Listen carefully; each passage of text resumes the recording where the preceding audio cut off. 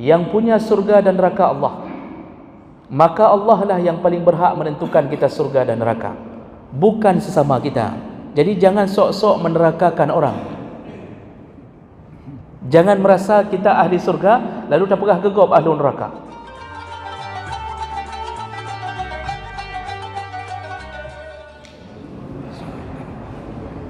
Assalamualaikum warahmatullahi wabarakatuh.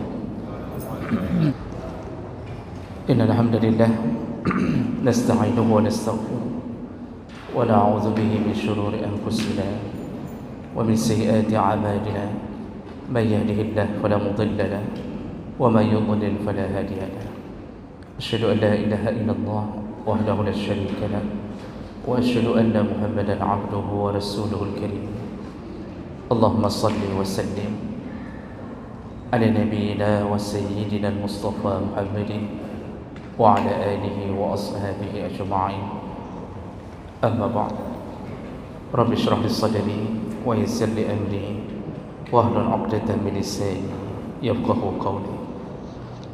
Segala puji bagi Allah, kemudian salawat dan salam kepada Rasulullah, pada keluarga dan seluruh sahabat-sahabatnya. Ya Allah, muliakan insyaAllah bapa-bapa, ibu-ibu, jamaah salat maghrib dan isya yang telah berhadir, dan semoga kehadiran kita tercatat di sisi Allah Subhanahu wa taala. Bapak Ibu yang dimuliakan Allah, kita akan sambung pembahasan tentang adabul kalam, yaitu adab dalam berbicara. Di pertemuan kita yang lalu kita telah membahas secara umum, dan yang pertama sekali perlu diingat yaitu salah satu adab hifdzul lisan. Secara umum, jagalah lisan. Dan ini didasarkan kepada ancaman-ancaman Allah dan berita dari Rasulullah tentang buruknya orang yang tidak menjaga lisan. Baik, kita akan sambung berikutnya. Adab berikutnya yaitu qulil khaira aw liyasmut. Kalau bicara, bicaralah yang baik-baik saja. Kalaupun tidak bisa berbicara yang baik, maka hendaknya diam saja. Kalimat ini berdasarkan hadis Nabi sallallahu alaihi wasallam. Rasulullah sallallahu alaihi wasallam berkata dalam hadis riwayat Bukhari dari Sahal bin Sa'ad, juga riwayat Ahmad dan Tirmizi dengan derajat yang sahih. Qala Rasulullah sallallahu alaihi wasallam, "Man kana yu'minu billahi wal yawmil akhir fala yu'zi jarahu." Pertama, nasihat Nabi, barang siapa yang beriman kepada Allah dan hari akhir, maka janganlah menyakiti tetangganya. Jadi ini nasihat pertama dalam hadis ini, bahwa kita sudah pernah bahas adab dengan tetangga. Kalau merasa diri beriman atau merasa diri masih punya iman, salah satu cirinya adalah dia tidak akan mengganggu tetangganya, baik dengan lisan, anggota tubuh, atau benda-benda di sekitarnya, suara radio, suara TV, atau hewan-hewan peliharaannya. Mungkin kita lembut bicara di lingkungan tempat kita tinggal, mungkin kita adab baik secara lisan, tapi kita pelihara ayam. Ayam kita tentu tidak punya otak, dia cuma punya insting, gharizah. Lalu kita biarkan ayam kita mengganggu tetangga, berarti yang tidak punya otak ayam atau pemiliknya. Otomatis pemiliknya yang dianggap tidak punya otak, membiarkan ayam di rumah tetangga. Oh, kita kurung juga.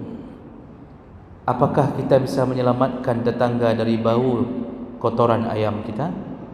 Kalau kita tidak bisa selamatkan tetangga dari bau ayam, kotoran ayam kita, maka kita pun dianggap belum beriman kepada Allah dan hari akhir. Jadi itu ciri-ciri orang beriman, tidak mengganggu tetangga. Kemudian Rasulullah menyambung, wa man kana yu'minu billahi wal yawmil akhir falyukrim dhaifah. Ini juga sudah pernah kita bahas tentang adab menyambut tamu. Rasulullah berkata, barang siapa yang beriman kepada Allah dan hari akhir, maka ciri-cirinya adalah dia memuliakan tamunya. Jadi orang yang disibukkan menyambut tamu sehingga membuat dia merasa serba kekurangan setelah memberikan sesuatu yang terbaik. Jadi orang beriman itu ketika datang tamu susah. Susahnya apa? Susah bagaimana cara membuat tamu senang. Jadi dia susah ingin membuat tamu senang. Maka dia berikan yang terbaik, tapi tetap dia merasa masih belum sempurna. Maka ini diajarkan melalui sunnah Nabi Allah Ibrahim alaihissalam. Ketika Nabi Allah Ibrahim didatangi oleh 3 orang malaikat yang akan menghancurkan kota Sodom, iaitu kaum Nabi Lut, pelakunya disebut Sodomi berikutnya. 3 malaikat, Jibril, Mikail, Israfil, menjelma menjadi manusia, lalu datang ke rumah Nabi Allah Ibrahim silaturahim. Dan Nabi Allah Ibrahim tidak tahu bahawa 3 orang ini malaikat, menunjukkan para nabi adalah manusia biasa. Tidak tahu kecuali diberitahu oleh Allah Subhanahu wa taala. Ketika mereka datang, Nabi Allah Ibrahim langsung menyuruh istrinya untuk menyembelih, untuk menyiapkan makan dengan disembelih seekor anak lembu. 3 orang tamu anak lembu disuruh sembelih.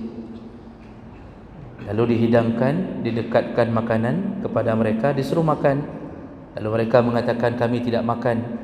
Disuruh minum, mereka pun mengatakan kami tidak minum.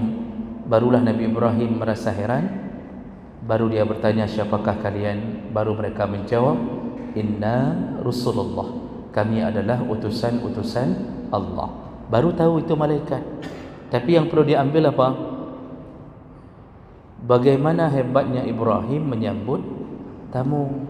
3 orang tamu, anak lembu. Anak lembu, Masya Allah. Kita kacang tojin 100 orang tamu. Seharusnya kan kalau 100 orang tamu cocok anak lembu kan. Tapi tidak, kacang tojin. Nah, roti kongguan, unibis, sediakan teh sedikit. Kita bilang sama tamu, nyan kuihnya nak celup-celup dalam teh yang tengok dalam baju. Nyan model. Okey, tapi masih baiklah daripada orang tidak menyediakan sesuatu. Artinya orang beriman susah kalau tamunya tidak senang kalau dia datang ke rumah. Maka oleh kerana itu, ini nasihat Nabi, yang merasa beriman pasti dia akan memuliakan tamunya. Kemudian Rasulullah menyambung nasihatnya dengan mengatakan, wa man kana yu'minu billahi wal yawmil akhir falyaqul khairan aw liyasmut. Barang siapa yang beriman kepada Allah dan hari akhir, maka bicaralah yang baik-baik saja. Kalau tidak bisa bicara yang baik-baik, liyasmut, gantinya diam saja. Artinya, ini kata Ibnu Hajar Al-Asqalani, ini model wahaza min jawami al-kalim. Ini kalimah Nabi, jawami al-kalim. Jawami al-kalim itu singkat, padat tapi penuh dengan makna. Kalau tidak bisa bicara baik-baik, diam saja. Maksudnya bukan disuruh diam, tapi itu pilihan kalau tidak bisa bicara baik-baik. Jadi maksudnya tidak ada celah sebenarnya untuk bicara yang buruk. Tidak ada ruangan yang diberi kesempatan omongan buruk. Pilihannya cuma 2. Kalau mau bicara, bicara yang baik-baik. Artinya yang baik-baik, yang bermanfaat dan tidak mengandung dosa. Yang kekal yang baik-baik. Karena semua perkataan yang mengandung dosa itu tidak baik. mulai dari berbohong, al-kizab, kemudian al-badhi, suka caci maki, ya, kemudian ghibah, namimah, ya, dadu domba, berfitnah, semua yang mengandung dosa tidak baik. Kalau mau bicara masalah yang tidak baik, maka lebih baik pikir lebih dahulu, karena setiap kalimat tercatat di sisi Allah. Kalau tidak taubat, maka dia akan dipermasalahkan di akhirat. Jadi jemaah mereka Allah Subhanahu wa taala, ini adalah adab yang mengajarkan tentang berusahalah kalau bicara cukup yang bermanfaat dan yang baik-baik. Kalimah yang baik bukan bermakna kalimah baik itu mengalir begitu saja tanpa pahala. Kalimah yang baik berpahala, dianggap pahala sedekah. Setiap keluar kalimat yang baik itu pahala sedekah. Orang tua mengajarkan anaknya kalimah yang baik, nak, jangan tinggalkan salat. Kalimat jangan, kalimat tinggalkan, kalimat salat, semua tercatat di sisi Allah menjadi sedekah bagi orang yang mengucapkannya. Ketika bapa menegur sahabat-sahabat saudara kita di masjid, pak tolong maju uke bah punuh saf uke atau nak merapat kena, kita bilang rapat, itu kalimah baik, menegakkan agama, menegakkan syariat, maka dihitung pahala sedekah oleh Allah Subhanahu Wa Taala. Nasihat suami kepada isterinya, jangan belanja yang tidak perlu. Itu lemari sudah penuh dengan Tupperware. Kalau kita jual, kita bisa beri SPP 10 orang anak yatim. Daripada begini terus-terusan, itu suami mendapatkan pahala dengan kalimahnya. Isteri juga begitu, menasihati suami, bang, baik dia kahwin lain. Elong mentang hai ni perempuan pelong kau. Itu baik tidak? Baik, cuma baiknya ada tanda tanya. Kenapa? Jadi intinya apa? Semua nasihat baik, semuanya berpahala sedekah. Siapa yang mengatakan itu? Rasulullah sallallahu alaihi wasallam. Kalau Rasulullah yang mengatakan dan diakui oleh para ahli hadis, ini salah satu hadis yang bisa dijadikan hujjah, maka tiada keraguan dalam perkataan Nabi. Rasulullah kalau berbicara itu bukan karena nafsunya, tapi semua dituntun oleh Allah. Makanya Allah mengatakan, wa ma yantiqu 'anil hawa in huwa illa wahyu yuha. Semua yang diucapkan oleh nabimu itu semua bukan berdasarkan nafsunya, tapi itu wahyu dari Allah. Cuma ada wahyu yang dimasukkan ke dalam Al-Quran, ada wahyu bahasanya dari Allah, tapi redaksinya dari Nabi. Jadi Allah memberikan sesuatu pada Nabi, cara mengeluarkan kalimatnya itu dari Nabi. Itu disebut dengan hadis qudsi. Maka Rasulullah ada hadis qudsi yang mengatakan qala Allah Ta'ala. Kalau Rasulullah mengatakan qala Allah Ta'ala, itu hadis qudsi, tidak masuk dalam Al-Quran. Ada wahyu yang bentuknya adalah ilham kepada Nabi, dan Nabi bergerak sesuai dengan sifat manusianya, maka dia mengeluarkan kalimah-kalimah versi seorang Nabi.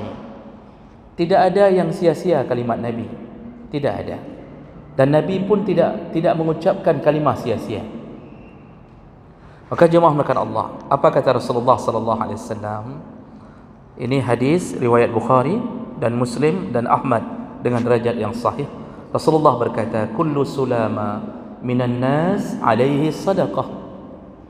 Setiap persendian yang ada di dalam tubuh kita itu bisa mencapai pahala sedekah. Kita ini punya 360 sulaman. Kita ini punya 360 persendian, kata Rasulullah dalam hadis yang lain. Jadi dalam tubuh kita ini ada macam-macam sendi, 360 sendi Allah ciptakan persendian kita. Dan kata Rasulullah, setiap hari seharusnya setiap persendian itu bersedekah. Setiap hari. Bagaimana caranya bisa bersedekah setiap persendian itu? Kata Rasulullah, 360 sendi itu bisa bersedekah, bisa digantikan dengan salat duha 2 rakaat setiap hari. Ketika kita melakukan salat duha 2 rakaat setiap hari, maka pahalanya sama seperti 360 sendi bersedekah. Bergerak, sujud, rukuk, semuanya dicatat pahala oleh Allah SWT. Maka Allah SWT ketika menyayangi seorang hamba, Dia akan membuat hamba itu mendekat ke pintu surga. Jadi Allah saking sayang kepada kita, Dia buat pahala besar-besar agar kita ini mudah masuk surga. But tapi pahala raya, dan itu tidak bisa diberikan oleh manusia. Tidak ada manusia yang mau memberi pahala besar, hadiah besar pada pekerjaan yang kecil. Tidak ada. Kalau lomba 17 Agustusan, itu kalau lomba makan kerupuk, lomba makan kerupuk, hadiahnya apa? Pernah dengar pemenang lomba makan kerupuk dapat hadiah umrah? Pernah dengar Bapak Ibu? Enggak pernah. Kalau lomba makan kerupuk apa hadiahnya? Indomie, kerupuk yang sama lagi, kacok kekah je kerupuk-kerupuknya. Mana? Tidak ada. Yang dapat hadiah umrah yang mana? Yang telah berjuang banyak baru bisa dapat. Pemenang 30 juz hafal Al-Quran, atau apa yang dia lakukan, itu yang besar-besar baru dapat. Itu tipe manusia. Manusia tidak mampu memberi pada sesuatu yang kecil. Seorang tukang kerja pada orang kaya, maukah orang kaya membayar tukang tersebut di atas bayaran biasa? Tidak mau. Dia akan tanya, padum permete nyo menyo pegat keramik padum semete. Adakah orang kaya mengatakan pegat laju untuk 1 M kekah tenang menteng? Jangankan orang kaya, tukang aja enggak percaya. Tidak ada. Tapi Allah Subhanahu wa taala, masya-Allah, memasukkan kita ke surga dengan cara sedikit berbuat. Cuma salat duha 2 rakaat, pahalanya sama seperti 360 sendi dalam tubuh bersedekah, kata Rasulullah sallallahu alaihi wasallam. Maka berhusnudzanlah kepada Allah. Allah itu Rahman, Allah itu Rahim. Sifat Rahman Rahimnya melebihi sifat yang lain. Allah itu pendendam, Al-Muntaqim. Allah itu Qahar, Maha keras. Allah itu punya sifat pemarah. Allah itu Mutakabbir, sombong dalam kuasanya. Wajar kalau dia sombong. Semua sifat itu diletakkan di bawah sifat Rahman dan Rahim. Makanya Nabi mengatakan hari kiamat Allah mencurahkan Rahman dan Rahimnya, mengalahkan marahnya, sampai iblis pun menyesal kenapa mengkhianati Allah. Ketika dia tahu hari kiamat, Allah berusaha bertanya ke hamba, walaupun Allah sudah tahu apa yang bisa membuatmu masuk surga. Mana amal yang bisa kumasukkan engkau masuk surga? Makanya amal-amal kecil jangan diremehkan. Amal kecil. Kita menghentikan mobil ketika kucing mau lewat, tarim motor. Ni kucing mau lewat, kita rim. Kenapa kita rim? Karena sayang ke kucing itu. Apa kata Rasulullah ketika seorang pelacur menyelamatkan seekor anjing yang kehausan? Pelacur menyelamatkan seekor anjing yang kehausan. Rasulullah berkata, kullu kabidin ratbatin ajrun. Setiap makhluk yang Allah berikan hati yang basah, artinya dia punya hati. Anjing punya hati, kucing punya hati. Setiap hati yang basah, kalau engkau menolongnya, maka menuai pahala. Menuai pahala. Maka pelacur itu masuk surga, menolong anjing. Ini bahasa Nabi. Itu maksudnya adalah sekecil-kecil amal kalau ikhlas kerana Allah, Allah bisa ampunkan dosa, Allah bisa masukkan ke surga. Maka di sini pertama Rasulullah ingin mengatakan bahawa setiap persendian bisa berpahala sedekah, alaihi sedekah. Lalu Rasulullah menyambung, kulla yaumin tatlu'u fihi syam. Setiap hari ketika terbitnya matahari, artinya hari-hari yang engkau lalui, ya'dilu bainal isnain sedekah. Barang siapa yang mendamaikan dua orang yang bersengketa, maka dia mendapatkan pahala sedekah. Barang siapa yang mendamaikan orang yang bersengketa, sedekah. Kebalikannya, barang siapa yang memporak-porandakan orang yang berdamai menjadi pecah gara-gara ceramah kita, gara-gara provokasi kita, maka pahala itu berubah menjadi laknat. Pahala berubah jadi laknat ketika kita memecahkan hati sesama muslim. Sehingga aneh, betul-betul aneh kalau ada pengajian yang mengajarkan kebencian. Purnok semebut, but semebut, ajarkan mengaji, tapi di dalamnya kebencian. Kebencian yang diajarkan. Ya, kelompok ini, kelompok itu, nyan hanya kapatih, nyan lebih menyotengah talit bui. Kata ada sebahagian mengatakan begitu. Kalau kita sedang mengejar babi, kalau ketemu kelompok itu, stop dulu kejar babi, kejar kelompok itu. Nya benar cara. Na'udzubillah. Maka Rasulullah hari-hari itu selalu mendamaikan dua orang yang bertikai, satu suku dengan suku yang lain, didamaikan oleh Rasulullah. Jemaah maka Allah, itu juga berpahala sedekah. Kemudian Rasulullah berkata, wa yu'ainu ar-rajul 'ala dabbatihi fayahmilu 'alayha aw yarfa' 'alayha mata'ahu sedekah. Barang siapa yang menolong seseorang untuk naik ke atas kenderaannya, sedekah. Barang siapa menolong seseorang untuk naik ke atas kenderaan, ada orang tua tidak mampu naik ke atas kenderaannya sendiri, mungkin dia naik motor tak bisa naik, tiba-tiba apa yang terjadi, lemah segala macam, kita tolong untuk kita naikkan, sedekah kata Rasulullah. Atau wa yarfa'u mata'ahu, atau kita angkat barangnya. Ada orang yang kadang-kadang waktu berjalan dengan kenderaan menanjak, ketika menanjak jatuh barangnya, lalu kita dekati, kita berhentikan sebentar, kita ambil barangnya, kita naikkan kembali sampai dia selamat ke puncak sana. Masya Allah, setiap apa yang kita lakukan sedekah kata Rasulullah. Lalu Rasulullah menyambung lagi, wal kalimatut thayyibah sedekah. Nah, di sini intinya yang menyangkut dengan pembahasan kita. Dan setiap kalimat, bukan kalimat terjemahnya. Kalau disebut kalimah dalam bahasa Arab, ini pernah kita jelaskan minggu lalu, itu artinya adalah kata. Kalau disebut bahasa Arab kalimatun, itu terjemahnya bukan kalimat tetapi kata. Kalau disebut jumlah, baru maknanya kalimat. Jadi jumlah itu kata-kata yang tersusun. Ini kata Rasulullah bukan jumlah.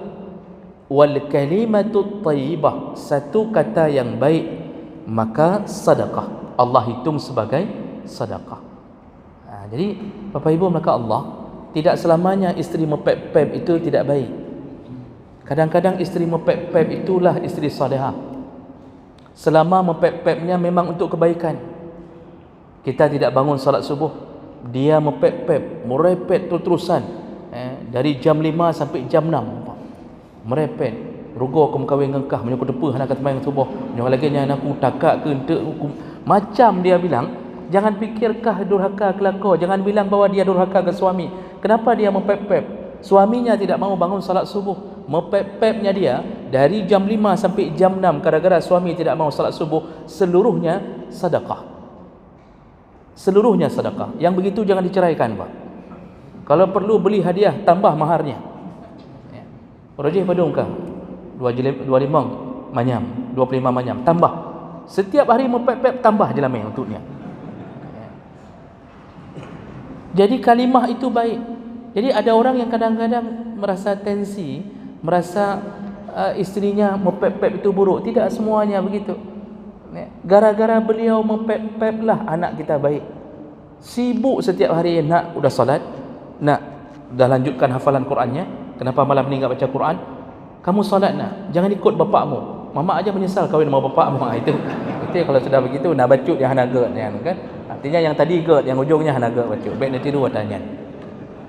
Jadi Bapak Ibu yang dimuliakan Allah Subhanahu wa taala, semua pahala sedekah. Maka Bapak Ibu bicara yang baik-baik untuk keluarga. Qu anfusakum, jagalah diri, wa ahlikum, jagalah keluarga. Jangan sia-siakan kalimat. Tapi sebaliknya, ketika kita mengajarkan keburukan pada anak, Maka seluruh yang dilakukan anak, keburukan, hasil nasihat kita, itu semuanya mengalir untuk kita ketika dia menjadi orang jahat. Mengalir untuk kita. Walaupun kita telah berkalang tanah, terkubur, semua kejahatan dia dialirkan Allah untuk orang tua yang mengajarkan keburukan untuknya. Sebaliknya yang mengajarkan kebaikan, Masya Allah, dia telah menyimpan investasi terbesar pada diri anaknya, iaitu waladun salihun yad'ulah, investasi terbesar. Maka ajarkanlah anak kalimah yang baik-baik seperti yang diajarkan oleh Luqman Al-Hakim kepada anaknya. Luqman mengatakan ke anaknya, wa idz qala Luqman li ibnihi ya bunayya, wahai anakku metuah. Dipanggilnya dengan gaya bahasa yang paling lembut, ya bunayya, anak long metuah, la tusyrik billah, jangan pernah engkau bersyarikat kepada Allah. Inna syirka la zulmun azim. Terus dia nasihat, jangan lawan orang tua. Wala tamshi fil ardi maraha, jangan sombong ketika berjalan di muka bumi. Kalau orang bicara di hadapanmu, jangan palingkan pipimu. Nyampai ada nasihat anak, itu berpahala semua Bapak Ibu. Kalau anak main HP, ketika ada orang tua bicara di hadapannya, itu dinasihati. Ada anak yang kadang-kadang dalam masjid lari sana, lari sini, sehingga orang tidak bisa khusyuk salat. Itu jangan tunggu pengurus yang menegur. Orang tua yang harus berperan pertama. Peran pertama sebelum salat. Nak, jangan ribut ketika salat. Ni bapak bilang, jangan ribut ketika salat. Terdengar juga suara dia ribut, ancam lagi setelah salat. Sekali lagi kalau bapak bawa masih ribut, maka hati-hati. Kamu kan sudah tahu kalau bapak marah bagaimana? Kan pernah lihat kan kayak mana mamamu bapak tipek, bapak dibintih orang dia. Ini hanaga cik ujung. Pekan sampai tepi bau ujung hanaga contoh. Artinya buat anak merasa takut kalau dia ribut di masjid. Boleh bawa anak ke masjid, tidak mengapa. Dibolehkan, tidak ada haram, tidak ada larangan. Tapi kalau mengetahui anak kita sudah mengganggu, tolong nasihati. Kadang-kadang ada tipe orang tua nasihat han, waktu kena nasihat legok bengih. Dia tidak menasihati anaknya ketika dia lihat ada orang lain yang mengatakan diam. Dia marah ke orang ni, purusan you diam-diam anak long. Yang bi empun kejih long, yang bi bu long, yang bi kejih mandung long, purusankah? Dia marah. Ini orang tua seperti ini sebaiknya cuba pikirkan kembali untuk menjadi orang tua. Kini fikir-fikir ulang leh. Jadi Bapak Ibu maka Allah, jadi Rasulullah mengatakan setiap kalimah yang baik sedekah. Wa kullu khutuwatin yakhtuha ila salat sadaqah. Sedikit lagi Rasulullah menyambung nasihat untuk kita, dan setiap langkah ketika engkau menuju ke masjid-masjid Allah sedekah. Setiap langkah Pak, khutwah. Khutwah itu satu langkah, kanan melangkah, ketika kaki kanan melangkah itu khutwah. Berikutnya disambung dengan kaki kiri, sudah dua khutwatan, sudah dua langkah. Kita berjalan kanan kiri, itu satu khutwah, satu khutwah. Dari mana kita jalan? Kita jalan dari rumah menuju ke masjid. Masya Allah, berapa langkah yang kita tidak menghitungnya. Malaikat menghitungnya. Seluruhnya sedekah, kata Rasulullah. Seluruhnya sedekah. Maka lebih utama memang berjalan ke masjid dengan jalan kaki. Jalan kaki. Tapi yang pakai motor, itu jangan mengira bahwa tidak ada sedekah. Ada, setiap putaran ban yang dia di atas motor tersebut itu juga berpahala sedekah. Bagi yang jauh-jauh, maka kenderaan itu lebih baik daripada tidak terkejar salat. Kemudian terakhir Rasulullah mengatakan wa yumitul adza 'anit tariq sedekah. Barang siapa yang pernah membuang sesuatu yang buruk dari jalan, al-adza itu yang mengganggu orang lain apapun bentuknya, maka sedekah. Siapa yang memindahkan batu dari jalan, takut batu itu kalau terinjak mobil, terbang, kena pecah kaca rumah di samping jalan, atau dia takut orang terguling dengan batu tersebut, dia tendang sebentar ke samping. Ketika dia tendang, dia mendapatkan pahala sedekah. Siapa yang memindahkan sampah atau hewan mati di tengah jalan, karena selama ini banyak hewan mati di tengah jalan, kucing, biawak, ada tikus Pak. Yang saya heran tikus. Pakan mati pada tengah jalan ni. Itu pasti dibuang. Dan pertanyaannya, kenapa dibuang ke tengah jalan? Tapi baiklah, bagi yang sudah melihat, dia geser ke samping, dia buang, semuanya mendapatkan pahala sedekah. Dan yang lebih takjub ketika Rasulullah mengatakan, aku melihat seorang laki-laki di surga yataqallab, berfoya-foya di surga hanya karena membuang dahan pohon yang jatuh ke tengah jalan. Lalu dia berniat, ketika dia buang dahan pohon itu, dia berniat, ya Allah, aku membuang ini agar tidak menyakiti kaum muslimin yang lain. Lalu dia yang buang. Ketika itu ternyata Rasulullah mengatakan, Allah ambil amalnya itu menjadi penyebab dia masuk surga. Maka kalau menghindarkan orang dari keburukan di tengah jalan itu pahala sedekah, maka membuat orang jatuh di tengah jalan menjadi dosa. Para penjual mie, penjual martabak, yang kadang-kadang ketika buat mie rebus, bahagian sisa-sisa kuah dikumpulkan ke dalam satu kaleng. Kebiasaan penjual mie begitu, di ujung belangong, di ujung panci itu ada satu kaleng, sisa-sisa mie taruh dalam kaleng, taruh dalam kaleng. Kemudian ujung-ujungnya ketika sudah penuh dibuang ke jalan. Di situ bercampur minyak, bercampur mie, bercampur bumbu, bercampur pecahan telur, dibuang ke jalan. Masya Allah, orang jatuh di atas itu. Maka penjual mie ini, tunggulah dia dan mie-minya di dalam neraka Allah Subhanahu Wa Taala. Jadi baik mayang punya perkara kau, memang tidak boleh mengganggu orang banyak apapun bentuknya. Jemaah belaka Allah Subhanahu Wa Taala, begitulah Rasulullah menasihati kita tentang hebatnya orang yang bicara yang baik. Jadi intinya bahawa kalau tidak bisa bicara yang baik-baik, diam saja. Bukan disuruh diam, itu pilihan kedua. Tapi kalau bisa bicara yang baik, perbanyaklah bicara yang baik-baik. Saya berhenti dulu di sini sebentar. Kita lihat apakah ada pertanyaan. Kalau tidak, baru kita sambung kembali sambil menunggu Isya. Baik, mungkin ada yang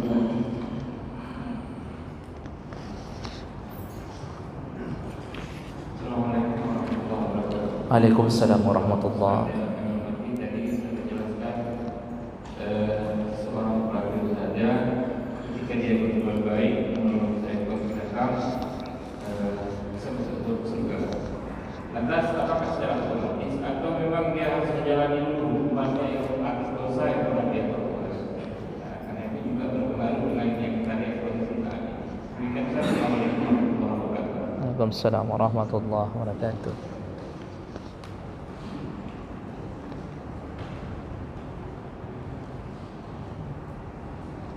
Bismillahirrahmanirrahim. Assalamualaikum warahmatullahi wabarakatuh. Waalaikumsalam warahmatullahi. Saya ingin bertanya Ustaz, seandainya saya berdiri di belakang seorang imam yang sedang memimpin salat berjamaah, dan menurut ilmu saya melihat imam tersebut sepertinya ada cacat dalam beliau menjadi imam.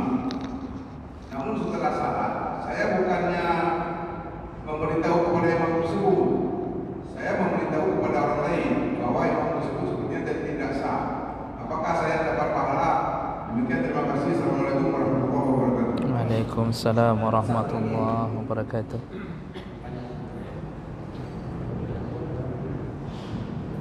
Assalamualaikum warahmatullahi wabarakatuh. Ustaz dan majelis yang kami hormati, menyentuh penyakatan yang benar, kita berbaik jalan raya menghubungi berbagai pecah-pecah sehingga orang jalan itu tidak terlibat, tidak binasa. Pertanyaannya Ustaz, apa hukumnya orang bikin di jalan-jalan polisi bersindir? Dalam akhirat. Assalamualaikum warahmatullahi wabarakatuh. Waalaikumsalam warahmatullahi wabarakatuh. Baik. Terima kasih banyak Bapak atas pertanyaannya. Yang pertama, peroh yang pohon bunuh. Oh iya, tentang pelacur dan anjing tadi, pelacur dan anjing. Ini kisah ini dicantumkan dalam hadis riwayat Bukhari, Muslim, dan kisahnya terjadi di Bani Israel. Ada dua hadis yang membicarakan ini. Yang satu menyebutkan laki-laki, yang satu lagi menyebutkan pelacur perempuan. Tapi orang lebih masyhur tentang pelacur perempuan, karena kemungkinan kontradiksinya, seorang pelacur tiba-tiba masuk surga, kata Rasulullah.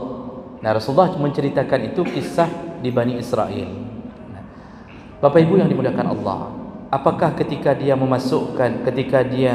memberikan minuman kepada anjing tersebut langsung masuk surga? Tidak disebutkan sejarah pelacur tersebut, juga tidak disebutkan dalam hadis itu tentang setelah kejadian memberi minum anjing. Tapi yang pasti Allah menceritakan tentang kisah pelacur dan anjing ini, itu bukan kisah yang normal, bukan kisah yang biasa. Artinya tidak boleh seseorang mengambil kesimpulan, kalau begitu saya jadi pelacur saja, nanti cari anjing. Walaupun setiap hari sudah bertemu anjing, nanti cari anjing, kita kasih minum, lalu masuk surga. Bukan begitu maksudnya. Artinya Rasulullah ingin menceritakan bahawa kalau Allah ingin mengambil satu kesimpulan terhadap hamba, Allah berhak untuk memasukkan hamba ke surga, dan Allah berhak untuk memasukkan hamba ke dalam neraka. Suka-suka Allah. Itu yang mau dikasih tahu. Suka-suka Allah. Artinya, kalau Allah ridha terhadap hamba yang ahli maksiat, ketika dia bertobat di ujung hidupnya, maka Allah bisa masukkan dia ke surga. Jangankan kisah pelacur, ada yang lebih dahsyat lagi dalam hadis riwayat Bukhari Muslim. Seorang pemuda membunuh 99 orang. Kisahnya juga di Bani Israel. Hadis sahih. 99 orang dibunuhnya. Sampai orang yang ke-100 baru ditanya tentang bagaimana cara taubat. Barulah orang ke-100 ini mengatakan, pergilah ke satu kampung, bertaubatlah bersama mereka, Allah akan mengampunimu. Baru pergi, di tengah jalan meninggal. Diukur oleh malaikat, dibuat perjanjian, barang siapa ukuran kalau lebih dekat ke tempat taubat, surga. Kalau jenazahnya lebih dekat ukurannya, jaraknya ke tempat dia bermaksiat dulu, maka neraka. Ternyata shibran, dalam hadis sebutkan sejengkal jenazahnya lebih dekat menuju ke tempat taubat, surga. Belum beramal, baru berniat taubat. Ini mau dibilang apa? Ini sama kisah dengan pelacur tadi. Mau dibilang yang punya surga dan neraka Allah, maka Allah lah yang paling berhak menentukan kita surga dan neraka, bukan sesama kita. Jadi jangan sok-sok menerakakan orang. Jangan merasa kita ahli surga lalu dah pegah gegop ahli neraka. Jangan coba-coba lakukan itu, karena Allah yang telah menentukan surga dan neraka, suka-suka Allah. Dan ini sekaligus menunjukkan bahawa Allah Subhanahu wa taala punya kuasa untuk mengubah nasib seorang hamba sesuai dengan ridhanya, sesuai dengan ridhanya. Ibadah kita kalau tidak diridai Allah, belum tentu masukkan kita ke surga. Karena ridha Allah yang membuat kita masuk surga, bukan solat kita. Ini perlu dicerna baik-baik. Yang pertama kedayo dalam surga, nyankan semayang kedayo. Bukan puasa kita, bukan zakat kita, bukan haji kita, tapi ridha Allah. Cara mendapatkan ridha Allah salah satunya dengan salat, puasa, zakat, naik haji. Itu cara mendapatkan ridha.